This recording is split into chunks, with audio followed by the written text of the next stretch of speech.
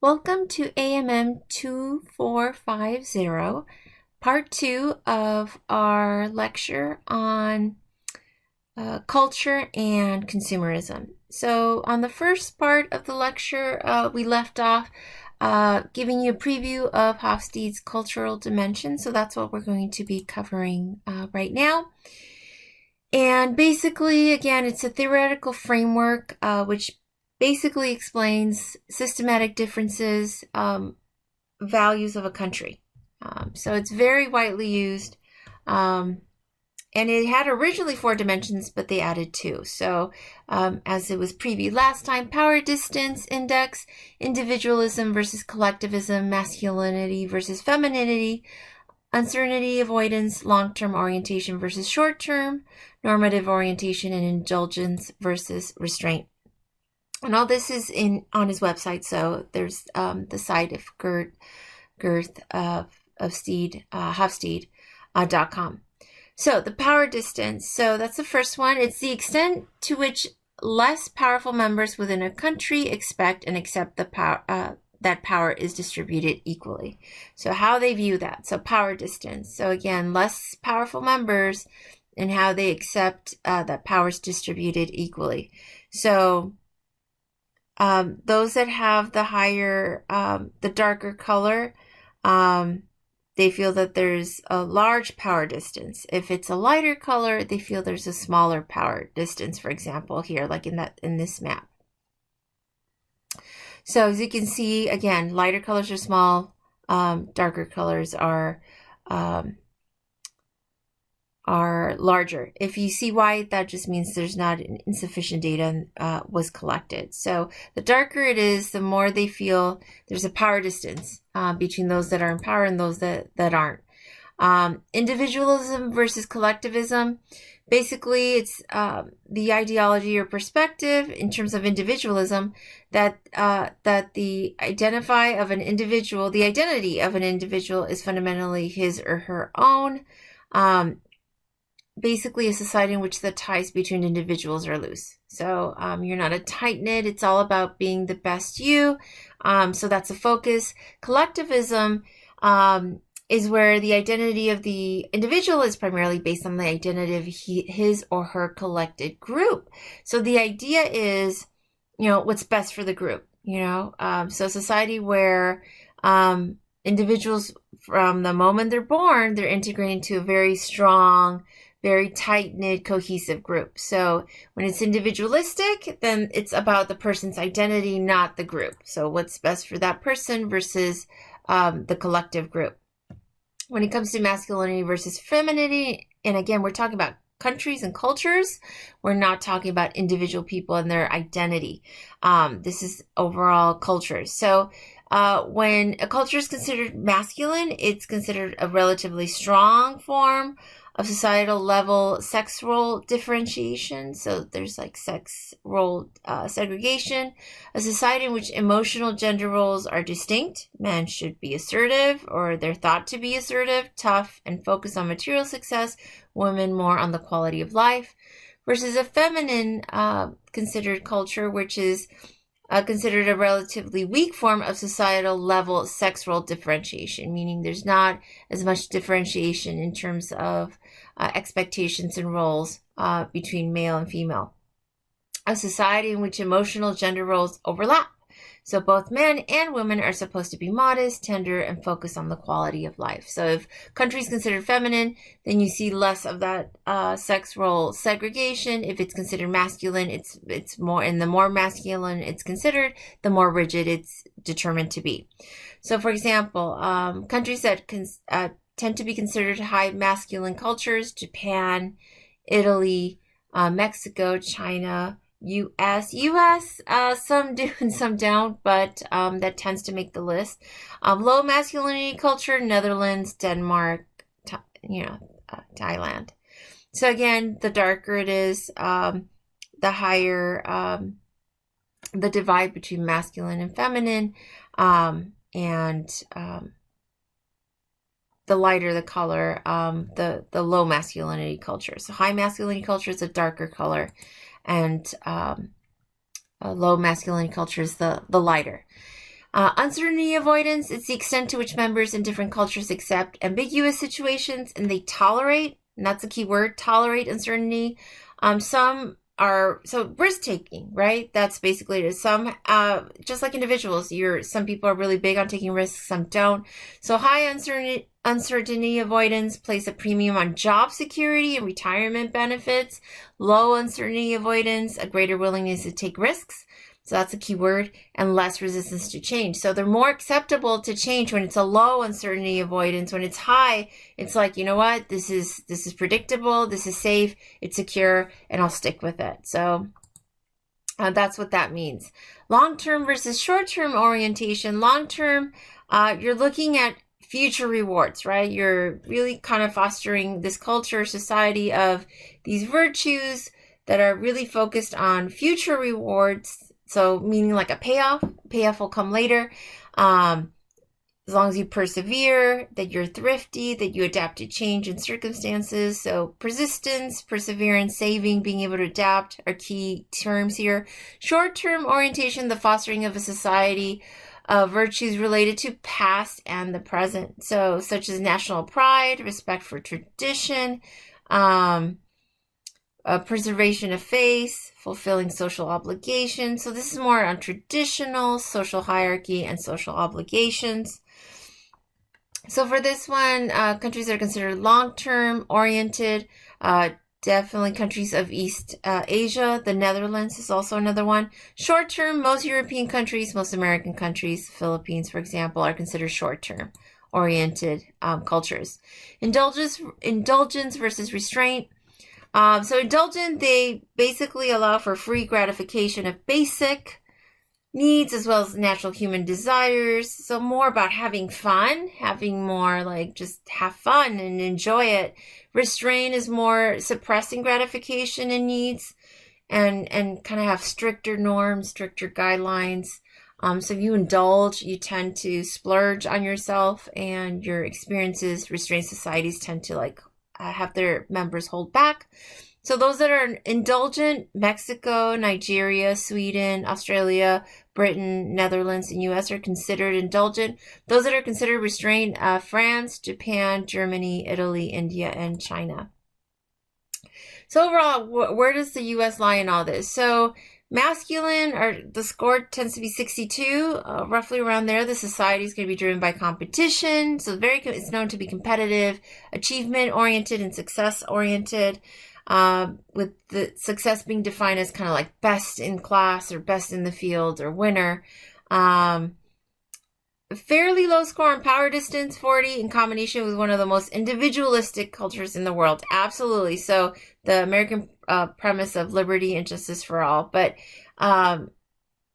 I think because there are opportunities for people to build success, the power distance seems smaller, but definitely globally comparing it to other countries, by far a major characteristic of the U.S. culture is it's very individualistic. Most other cultures have some sort of collective orientation. U.S. no, it's in everything, even in our military, right? Like, is it Army or one of them where it's like, be the best that you can be, right? That's what it is. It's achieving your best, and it's about you and not the collective. Uncertainty avoidance is 46. It's a fair degree of acceptance of new ideas. I think some people it tends to score lower than I think some people expect it to score. I think some people expect it to be higher than that. So it's not that it's huge degree of acceptance of new ideas. It's kind of fair. Ideas, innovative products, and willingness to try new and different. Long term, is 26, which is kind of low. Americans have very strong ideas about what is good and evil, typically. We tend to focus on things on considering it good or bad. And American businesses typically, businesses tend to measure performance on short-term basis rather than long-term. So that's what we tend to see. Now, in terms of consumer behavior and culture, just know culture helps determine consumers' overall priorities and how they attach those priorities to activities and products, right? Because if it's all about you, then it makes sense. This is a very individualistic country, so it makes sense to have social media platforms available and things being customized to you. And it makes sense, right? If it's not, then these things wouldn't be as successful. So things like beauty culture, right? If you look at a particular culture like beauty culture, everything's about physical qualities, what attributes are considered attractive, and you want to highlight that, right? So there's all these products to make you look better, like bodily comportment, how we carry ourselves, how we walk, how we sit, body language. Food culture, what foods are assigned values in different contexts. People that are really health oriented and they stare at someone walking into McDonald's, they give them a really look of disdain, right? Because they're like, oh my gosh, that's horrible. So we do put value, believe it or not, on things like food. So if you look at just food culture, what you eat, and you judge the quality of that. So it's all relative. I mean, understand another person's culture from your own is very important.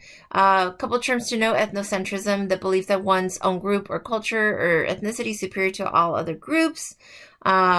Cultural relativism, and we hear this term more and more, the idea that moral or ethical systems which vary from culture to culture can be understood and judged only in relation to cultural context in which it appears. In other words, we cannot judge, and it's all equal, it's all good. Yeah, that one I'm gonna have to leave to you to decide if you agree with that or not. A lot of people do, some people don't. Some people kind of confuse this with racism. This can be kind of almost a first kind of step towards racism, but it's not necessarily in and of itself racism, obviously, because it's just a belief, not necessarily an action of any kind. But like, oh, and I came from Italy. In Italy, we had the best pasta and the best sauce and the best everything. So you can't have that. But just know it really is a two-way street. So products and services, they have to resonate with the current priorities, right? Even if they're like, well, we're thinking long-term, this is what it's going to, if people don't resonate and don't relate to it now, it's not going to sell, it's not going to do well, right? So things that resonate with the current priority, those products and services do better. So that's important that you can survey what's in right now or at the present moment when you want to introduce a product or service. But just know also, new products innovations can shape current ideals. It's a little bit harder, and you have to be more careful because innovation can be tricky. I know you're embedded in all this technology and you just like accept. So you're not used to seeing cultural lag. But we have had it in our history. We do see it a little bit here and there where certain aspects of culture like change more quickly than others. And when sometimes we have that lag where sometimes you have a harder time adapting to new technology. So like when the phone was first introduced or the automobile, not everyone jumped on board on it. They were suspicious because it was so new. So like now, like artificial, AI, artificial intelligence and everything, we're kind of like, oh, I don't know about this, or genetically modified crops, for example, or now lab created meat is what they're working on right now. So, when it's first introduced, we're kind of like, I don't know about this. So yeah, there's that lag. I think you're just not used to it because you're so young and you tend to accept and adapt to a lot of things very quickly, but just realize it's not like that in every country. So it's important to understand that. It's good to study, especially if you're branching out globally. Please read up and study myths and rituals of that particular culture. A myth is a story containing symbolic elements and